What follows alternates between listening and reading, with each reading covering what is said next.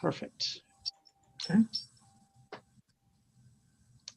Wave at anybody. We're waiting for us to boot up, and then we'll go ahead and start. Sometimes we boot up before it tells me we boot up. So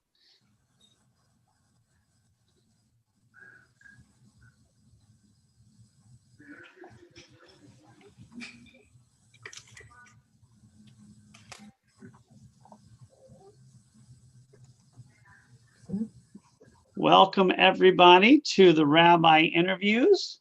We are so thrilled to have a wonderful person who we're going to interview today.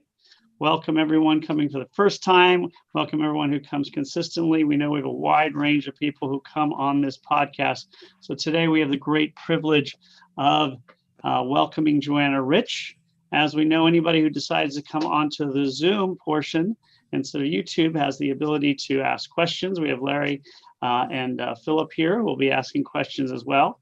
But again, we're just so excited because not only are we going to learn a little about her, but we're going to learn about something that I think all of us are at least a bit familiar with, and some of us obviously more than others, and that is Hadassah, as she is the outgoing president of this region, so the southeastern region, which is really quite impressive for those of you who understand how Hadassah works. She's originally from Sioux City, Iowa, but she actually was raised in Colorado, lived mostly in Denver. She moved to beautiful Savannah 15 years ago. Both of her kids, her son and daughter, live in this area. She has two lovely granddaughters who's especially proud of. And in case you don't realize, she also was the co-chair of Hadassah's Tri-Region Conference, which is a very big deal, just before she became president of this region. She also has a wonderful daughter-in-law who I see every single day because she's the executive director of our congregation. And her son, Jason, does all of the technology and videoing. And now that we do streaming for pretty much everything, he's really the guru and the chief of that. So it's a pleasure. So Joanna, welcome again. Thank you for coming on, and looking forward to. So would you tell us a little bit, maybe just a history of Hadassah, and then we'll go into a little bit of what you've done and what's going on today. The history of Hadassah is over 100 years old. We're well into our second century. And if you don't know, we basically were started by one woman who really came up with the idea with a small group of women in New York, Henrietta Zold, who decided that she wanted to do something and to bring modern health, or at the time, the modern health, American health, to the peoples, the Jews and the people living in Israel prior to Israel's statehood. And in 1912, and visited, and by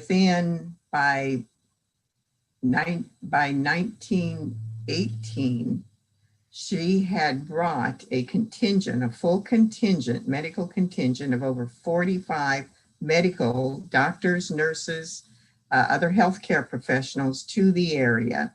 But when they were in there in 1912, they started treating and setting up to treat everyone there, particularly children with being suffering from blindness because of basically health conditions, the flies and the lack of sanitation. And so she started that.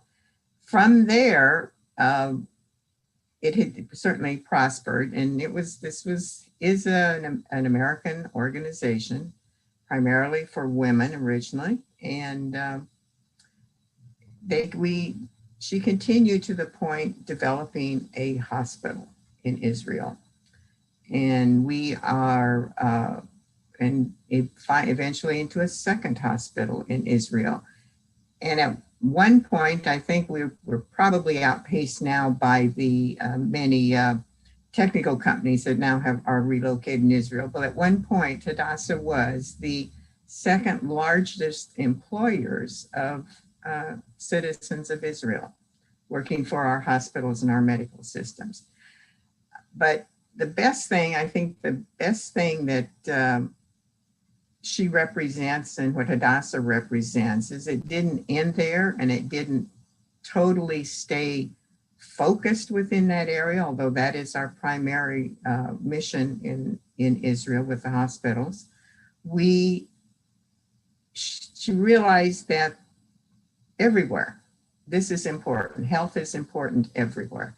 And used the American organization of the Hadassah to bring our message and our ideas and our help throughout the world, and principally very much in the United States, and has expanded that from everything from child rescue during the war, during the Holocaust, to sending our doctors and nurses to all over the world in times of disaster. Often they are the first ones there. Israelis are the first ones there.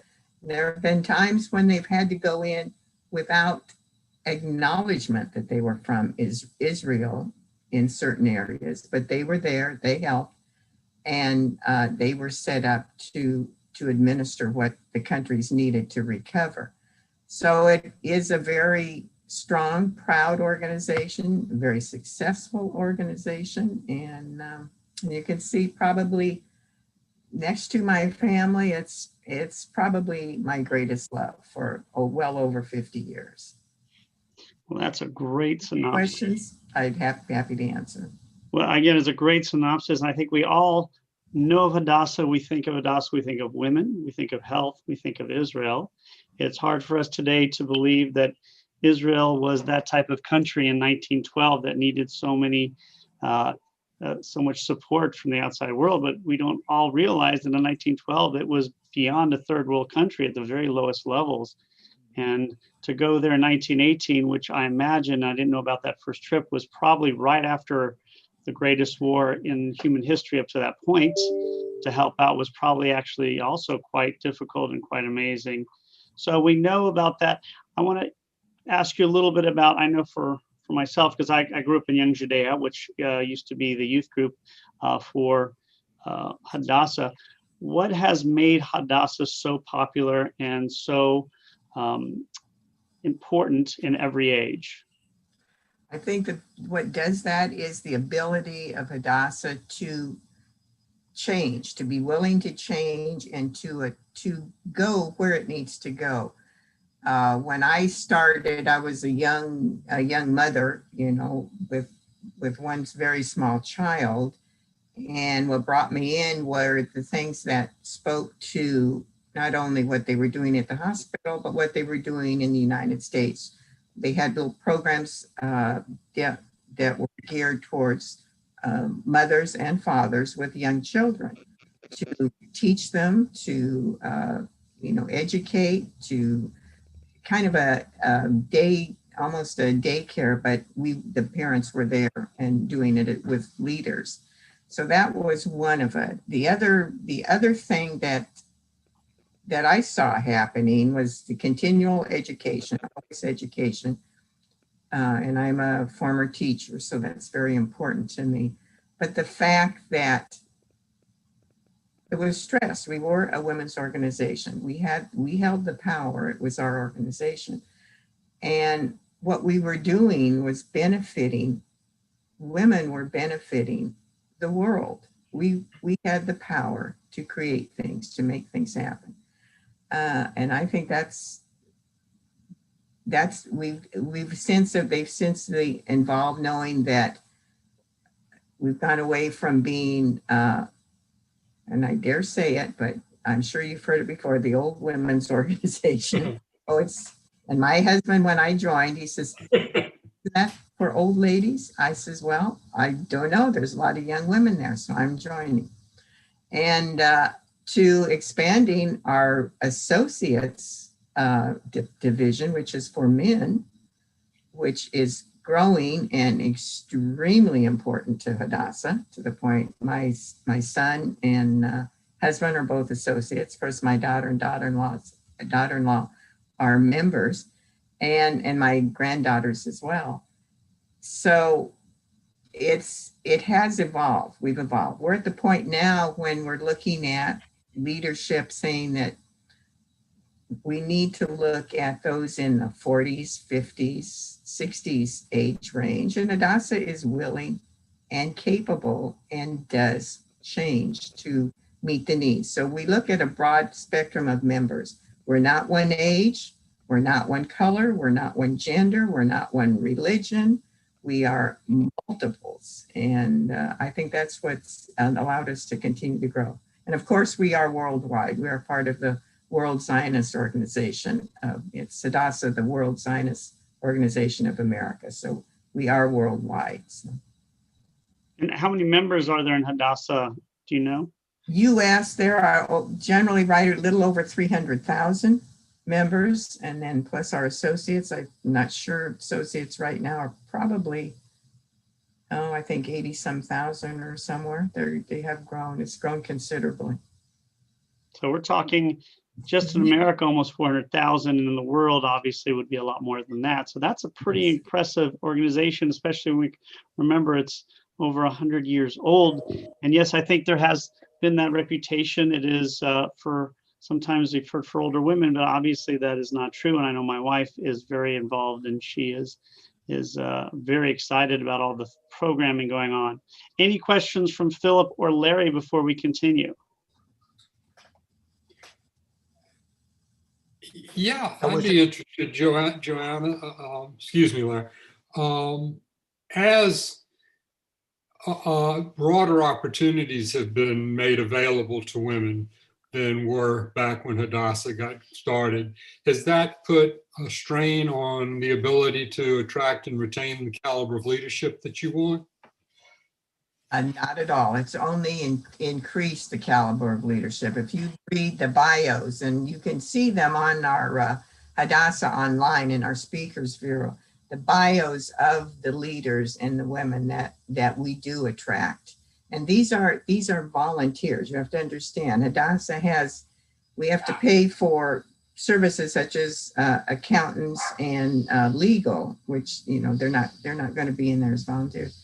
But the core of Hadassah are volunteers, and it does draw. We do draw a tremendous number of women, high caliber, high abilities from very strong working backgrounds. So that's great. Thank you. Mm-hmm. And that's an excellent point, Philip.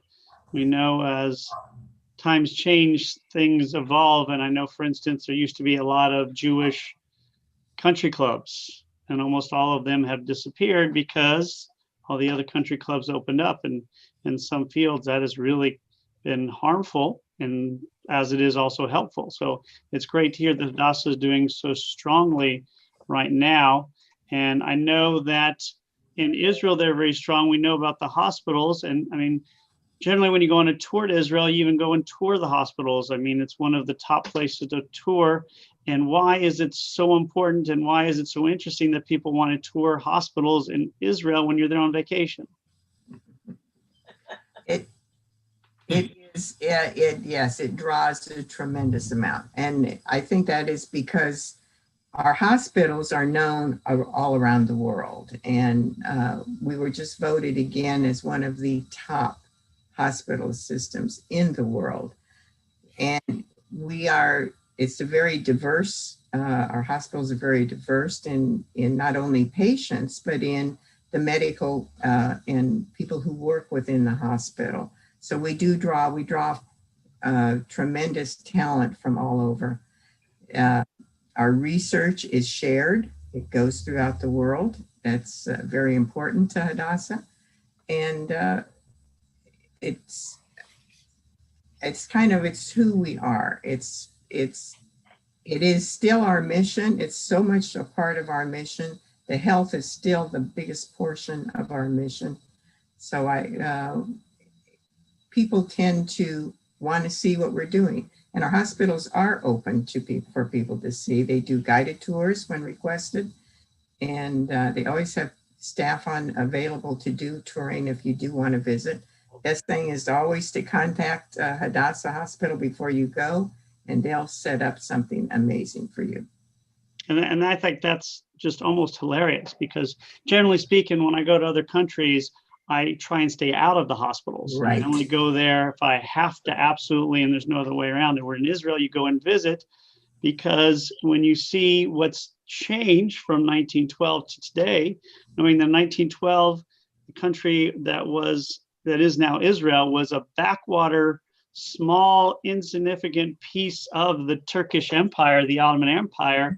It was a nothing place full of swampland and full of desert with maybe one port that mattered, and that was it. And now it's the center of the Middle Eastern medical world.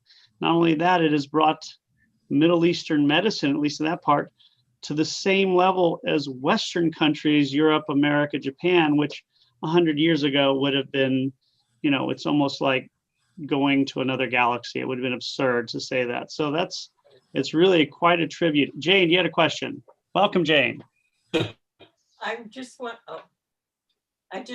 to say that it makes you very proud to see that your energies are doing something favorable for the world. And it's amazing. I belong to Hadassah also, and we earmark funds and they actually go there. So it's really quite amazing and quite an operation. Thank you.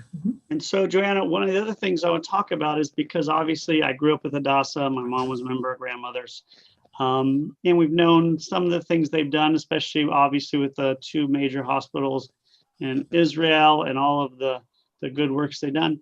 What are you concentrating on today? Now, today, Israel is a modern country in terms of medicine. You've helped make that happen. What then are you really doing today? Very, very important question, because I have heard from people, and as in my term as region president, talking to different groups and different people individually, one of the questions is why do you feel you're needed? Why do you feel Israel is a very vital, big country. Why do you feel Hadassah Hospital is so important? Well, the reason is that we help to create what Israel is, and we are committed to what Israel is and what Israel becomes. Zionist, we have a very strong Zionist platform for Israel. That's one of our parts of the missions of Hadassah. And so we know that we direct, we control, we direct, we know where our research is going and how it's reaching other countries. We know that we're safer, whether we're in Israel or in Egypt or in the US or wherever we are. The more that Hadassah and Israel can communicate and share with the world, the better it is for all of us. So we do have a very definite need and presence to remain strong like that. And I'm going to give you one little thing. One of the things was right before I became region president. I've always attended many of the national conventions, which if you ever get a chance to go on to one, you need to go. My husband started going with me then, and he went to one, and first one I took him to, he sat out in the lobby of the hotel with the book. After a few hours the first day, this is like a 3 to 4 day convention, he'd say, I'm getting a little bored. What should I do? I'm getting bored. I says, Bob, you're an associate. You can go into any meeting you want to see. Go into a meeting. Well, I don't know, what am I said, just go in. So I had, my schedule was planned. I had to be where I needed to be. So he did that. He started going into meetings. Well, and he'd come out and we'd discuss. He says, I didn't know. It was, I can't remember. It was one of the major car companies that's in Israel now. And he says, well, I didn't know that. How do you get, I says, because we have a connection with Israel. We have a connection with all of these people. By the second convention, 2 years later, we came in, Richard and that, and I started the meetings. And I says, "Do you want to come in?" He says, "No, I have my meetings are all scheduled. See you at lunch." So that's what it's been from that point on. So let me tell you, it is relevant. I think it is fascinating. It is very uplifting. And as Jane said, you know where your money's going. We have a joke. We also have, quote, a general fund in Hadassah where if you donate, if you want to just donate to a general fund. And I love it because Rachel Schoenberger, who is on the national board, and she's from Atlanta and within the southeastern region, she says, yeah, that's the fun we have to have, because if we can't keep the lights on in the hospital, the doctors can't work. So quite a bit of my money does go to the general fund as well. But And I think that's really important, because we always think I'm going to donate money for this specific medical machine or for this doctor to go someplace. But you're right, the lights have to be on, the roof has to be checked. And it's really amazing, because I think now more than I have in the last years, I've seen a lot of younger women in their 20s and 30s and 40 really start to gravitate. I think it's not only the fact that you do good work, but you also bring people together socially. So it's both social, it's both interaction, and both also, you're doing something worthwhile, and you can link yourself to the past, and then you can share it, like you said, with your daughter, your mother, and your granddaughters. So it's an incredible legacy that you continue to shape. And of course, it's been the largest women's organization probably since almost its inception. I don't think any other women's organization, Jewish women's organization, has overtaken it. So it continues to be. So I know we at our synagogue, we're not a political synagogue, but I don't mind talking a little bit of politics here when it comes to health, because I know you also do a lot of lobbying assistance in the United States. So what are some of the political issues or health issues that you're dealing with here in our country? in this country, I'll first start with one of the education ones. We do have a lobbyist, a paid lobbyist in Washington. We had one years ago as well when I first started, because it was important for Hadassah to have our members be present to let wherever they live, to let their governments know that they are interested in what bills are passed and what's going on particularly in health then, but now in other things. The Never Again Education Act, which is to keep the education of the Holocaust in public schools. They were going to remove that. Hadassah said, no, this can't happen. And so some of the things that we do, we are a nonprofit organization, so we can't take political sides, but we can do issues.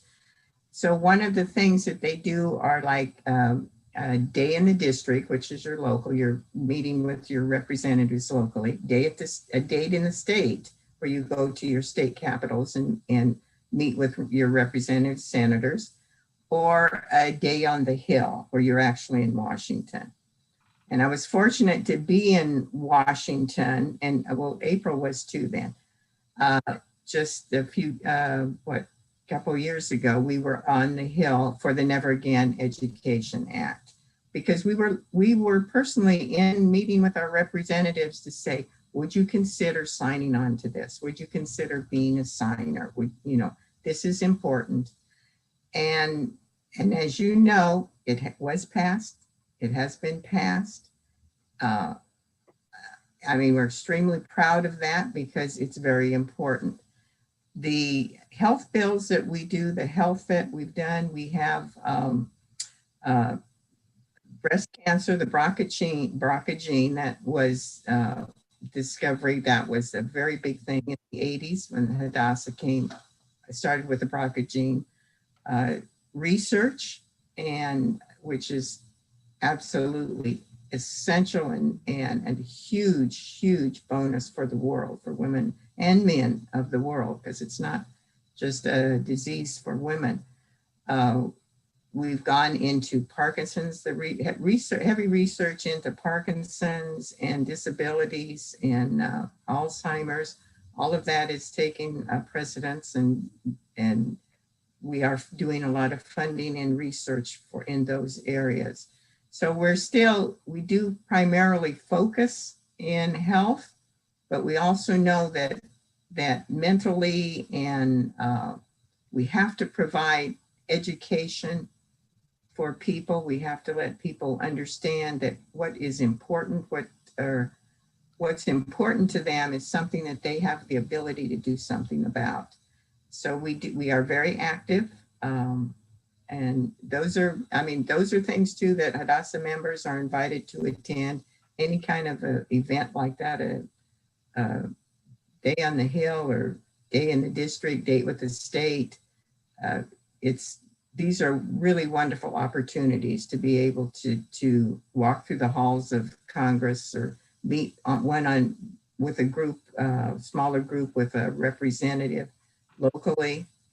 They remember you, what you have to say maybe plants a seed for later time. But we've basically found that it has been a very positive part of Hadassah. And you've done an amazing job, as we know, probably most well known in many respects, for galvanizing Jewish women and Jewish men together.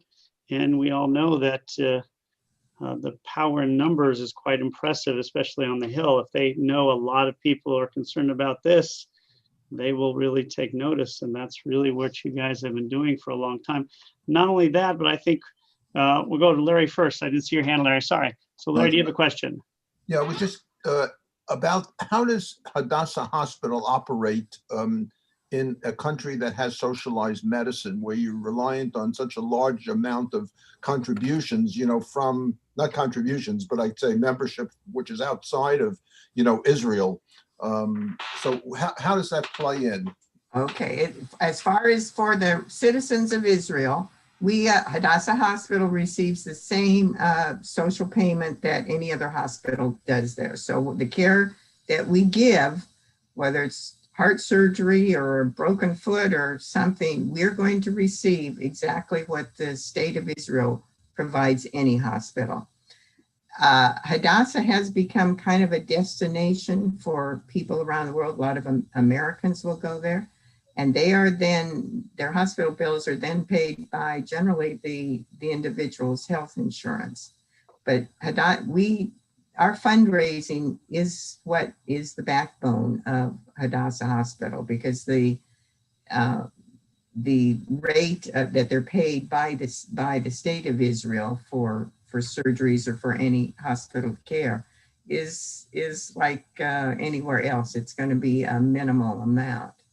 But we've been able to do it. And luckily, we have very wonderful donors, women, men, and corporations and businesses that support us in our efforts. So, but we pay the bills. Hadassah pays the bills. Because we hear about my wife being a member, I read their magazine and I see the emails that she gets for the meetings. And, they usually have a speaker who talks about some of the research that's going on. But I didn't realize that a lot of the general fund money then goes into actual day-to-day expenses of the hospital itself to offset the hospital's expenses. Mm-hmm. You have two hospitals in Israel? We do have two. They've reopened Mount Scopus. They did it, I think, last year, the year before. They reopened that. That was the one that we had not too long after we had the first hospital in Jerusalem. That was where all the doctors and nurses were killed during the war. Coming down from the hill, they were attacked. So we lost that for a while. It has been restored, and it is being in use. Our original building that we've always called the round building, because that's the shape of it, is now in renovation. And that right now was a perfect time. It had six floors, I think, six, I believe. We started renovating. They're renovating and adding 2 floors at the top. They're also putting, again, surgery in that underground, which we've done in our newest hospital. So, but when that came, when the COVID hit Israel, that round building, they had 3 to 4 floors that were usable. They were designated COVID. It was a COVID hospital. They only held COVID patients. So that's how Israel that's one way that was helped to contain the virus there a little bit, because it was strictly for COVID. We had no COVID patients in our other hospital. They were in the hospitals. They were all within that one. Do they have satellite centers, for example, for people that are in the settlements? Or I know it's a little bit further apart. Or any satellite centers outside of the two main hospitals? Like we see so many, around here in Sun City and Bluffton and South Carolina, we see a lot of the Savannah hospitals and Charleston hospitals now are setting up little satellite areas. We don't really have those at this point. We do have they are doing Israel is doing, with Hadassah's participation, they're doing a rail, an interior rail line to kind of bring things a little bit together. So it's going to make it easier for people to get to the hospitals, but we don't have any type of satellite hospital areas set up. I mean, I also remember it's a really tiny country. Yeah. So once the train services, and I mean, from one top to bottom, driving slowly is like 7 hours. Mhm. Talking Golan to a lot. So, but it is interesting. That was a good question, that they figure out how they do all that, bringing people from the West Bank, bringing people from the Galilee. And that'd be an interesting thing to see how they do that. One of the other things that Hadassah hospitals become famous for, as many of the other Israeli hospitals have, is treating everyone. So could you talk a little bit about that and who has the ability to go into Hadassah Hospital? Any citizen of Israel has access to the hospital. Our medical staff and all of our support staff, they are of all nationalities from throughout the world. And you have Arabs and Jews working together side by side. Everything is open to everyone. We cannot refuse. And I don't know if I'm sure you were aware, because I think that had leaked out. One of the heads, I should look that up before I say it. I don't remember the country. I don't know if it was, I don't remember the Arab country, but it was one of the upper echelon people who did get COVID and was asked to be sent to Hadassah. And unfortunately he died. But it was something they will not refuse. They won't refuse anybody coming in, and we cannot discriminate among anybody that comes in. I believe it was a very top head of one of the Palestinian organizations, and the family requested that he be taken to Hadassah Hospital, not one of the Palestinian hospitals. And so we don't refuse, we cannot refuse. And it has we have a very strong working relationship on our hadassah.org. There's a lot of videos that pertain to who's working and how they're working and how they're relating to one another in the branches of podcast about different religions, different nationalities working together, all for the common good. So. And what are you doing? The last question I have is, and then we talked about this earlier, but what are you doing to involve the next generation? As Philip said aptly, women are going into all fields these days, although there's still restrictions, obviously, and they're not quite finding themselves equal with men yet. It certainly has changed a lot in the last 30 or 40 years.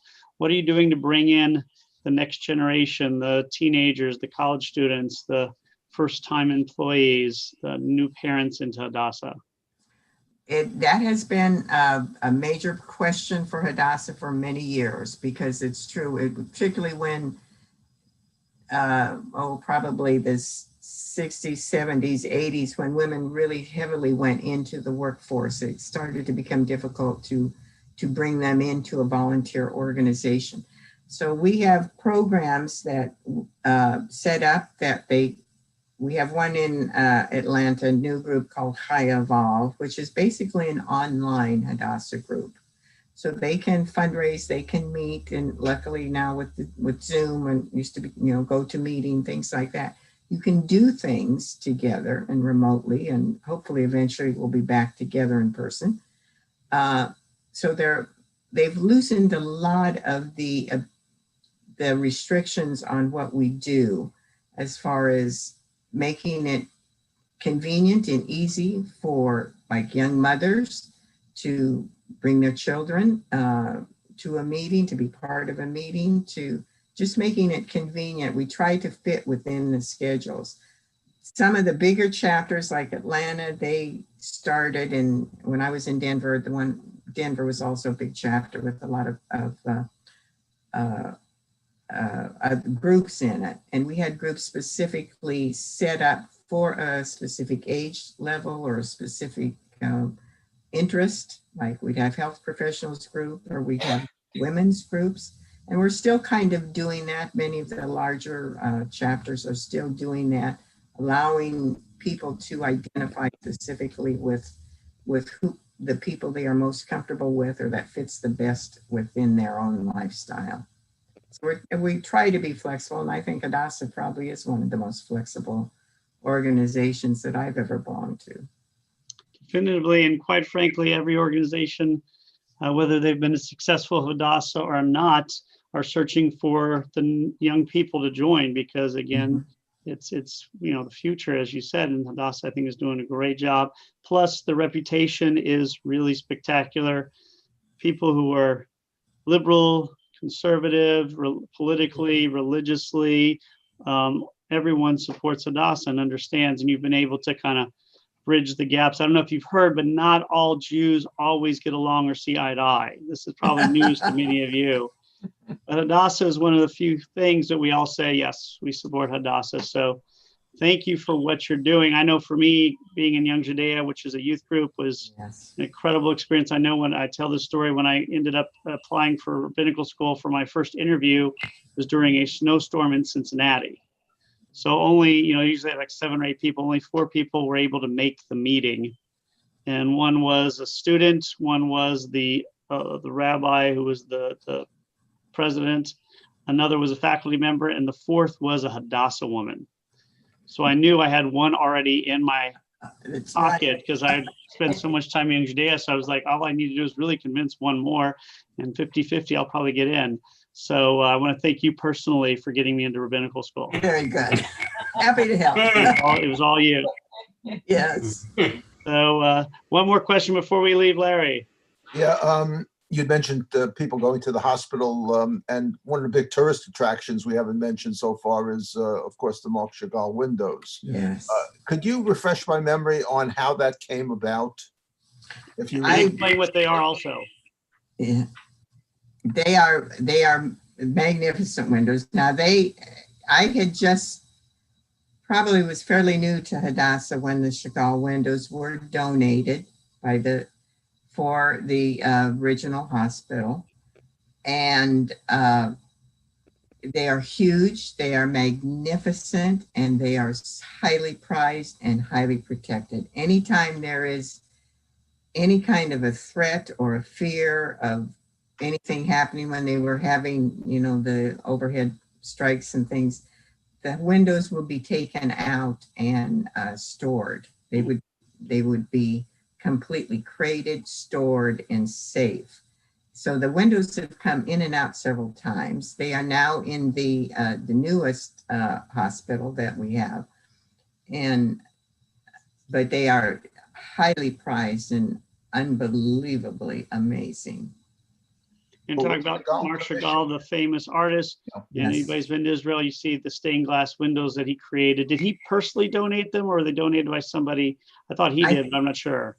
I know it was at least the family, but he did them. Yeah, they were donated. It was the family He Oh, I didn't donated. know if he did it personally, like made them for Hadassah Hospital. Yes, for Okay, that's what Hadassah he did. Hospital. Okay, I couldn't remember the story. Yes. It was more of a commission than a donation, you think? It was what? It was more of a commission than a donation, I guess is, Well, it was donated. yeah. It was donated. But we did raise, we've raised a lot of funds Yeah. because of those windows. So it's kind of yes and no. But they were donated. Yes, it was donated. Well, thank you very much. We really appreciate it. As we know, Hadassah is one of the premier Jewish organizations, one of the premier religious organizations, and one of the premier medical organizations in the world. And we're so privileged to have them as a part of our Jewish community. So thank you very much. Everybody who is a woman is, of course, encouraged to join. Everyone who is a man is encouraged to join as an associate member. Absolutely. And you can also purchase life memberships for your children as well, for your daughters. And so that is, And sons. and Mhm. sons also as well. So, and Yeah. I think we're all gonna, I can pretty much guarantee you I've either done that or being done, and Yes. I haven't been notified about it Probably yet. I'm sure you probably It's have. probably been done and I just don't know. Yeah, so. Well, thank you. Thank you very much. I mean, as you can tell, I love to talk about Hadassah. I've got 2 Hadassah books. I've one in particular that I'm very proud of, one here and one at home that I've gone through so many times. So, but it's constantly changing. So it's wonderful. That's all I can say. And I appreciate the opportunity. Well, thank you. Where will you devote your energy now that you're the ex-president? To what? Oh, you want to know the truth? We have what's called as region presidents. You know, I covered an area of South Carolina, Georgia, a little tip into North Carolina. And we're one of we call a mid-flung region. But what they do with region presidents, we have exit interviews when our term is up, because we generally go on the assembly. We're in the assembly as region presidents, but we generally go into another position in one of the departments or the assembly. So I'm hoping that, I will always be a member, and I hope I'm always able to work and contribute. So that's where I'm headed. It's a smart thing to do. Once you're president, a lot of organizations, you kind of fade into the wind. Here, they grab you right when you're finished and they put you somewhere else. That's right. They say, let's talk. And when you say let's talk, then you're going. We don't want this talent going to another organization. Right. Okay. Well, thank you again. And on behalf of myself and Philip and Larry, Jane, and Terry, who are all on here, we appreciate it. And really, happy Hanukkah, everybody. As we know, Hanukkah will be coming up in just a couple of days. We have a lot of programs here at the synagogue coming up, so please check. Some of them are online. We're actually going to have one in-person one, but it's going to be spread out, and one at the JA, the Jewish Community Center, which is a drive-through. And of course, Friday at 6 p.m., we're going to have the second night lighting, inviting everybody to join us on Zoom. And Saturday, we have a speaker from Modi'in, which is the city where the Maccabees are from. He's going to talk about the archaeology and history of them. And that's right after service on Saturday. Everything is, of course, free. Plus, if you want dinner, we will be serving dinner for this Friday night. You can call us and order, plus also by latkes, of course, which will be homemade and delicious. I guarantee 100% money back guarantee that they're going to be good. So thank you again, Joanna, and we'll see everybody next week. I think next week will be our last one for the year, and we look forward to seeing you. So Chag Sameach, happy Hanukkah, and we'll see you guys later. Thank you.